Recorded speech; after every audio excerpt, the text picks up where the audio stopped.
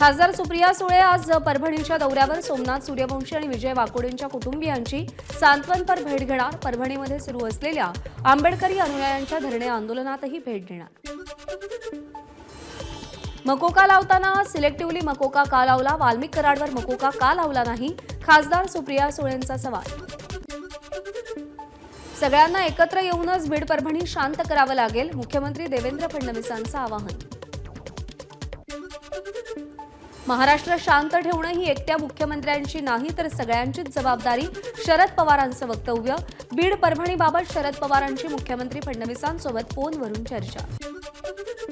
Dhananjay मुंडेंचे photo, drugs प्रकरणातील आरोपींसोबत photo दाखवत सुरेश धस यांचा धनंजय मुंडेंवर हल्लाबोल, मुंडेंना मंत्रिमंडळातून काढा, सुरेश धस यांची मागणी। धनंजय मुंडे मुख्य आका, बीडची नाही ही परळीची दहशत, जनआक्रोश मोर्चातून सुरेश धस यांचा धनंजय मुंडेंवर निशाणा। सुरेश धसांमुळे बीड जिल्हा बदनाम झालाय, धस यांवरती टीका करताना पंकजा मुंडेंकडून धनंजय मुंडेंची पाठराखण। संतोष देशमुखांना सलग 4 तास मारहाण केली, मारहाणीचा व्हिडिओ काढून आकाला दाखवला, सुरेश धस यांचा दावा, तर गुन्हा दाखल करू नका असं म्हणणाराच मुख्य आरोपी धस यांचा गौप्यस्फोट।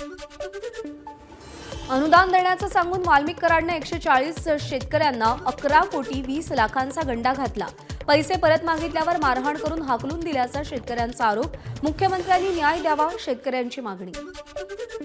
केस जिल्हा आणि सत्र न्यायालयाकडून विष्णू साठेला 2 दिवसांची सीआयडी कस्टडी, सरकारी वकिलांनी 8 दिवसांची कस्टडी मागितली होती।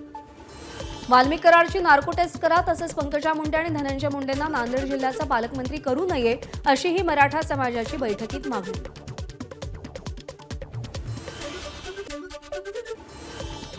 धाराशिवमधील जनआक्रोश मोर्चानंतर संतोष देशमुखांची मुलगी वैभव हिसप, जिल्हाधिकाऱ्यांना निवेदन, संतोष देशमुखांना न्याय देण्याची निवेदनातून मागणी।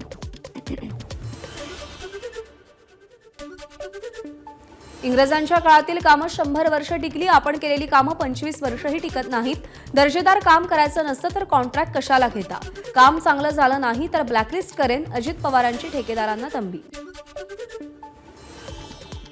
बीड जिल्ह्यामध्ये मुलींचा जन्मदर घटला, 1000 मुलांमागे केवळ 865 मुली, अवैध गर्भलिंग निदान करणाऱ्या रॅकेटवर कारवाईची मागणी। राजमाता जिजाऊंचा आज 427वा जन्मोत्सव, राजे लखोजी जाधव यांच्या राजवाड्यात मोठ्या संख्येनं जिजाऊ भक्त दाखल, जिजाऊंच्या वंशजांकडून जिजाऊंना वंदन।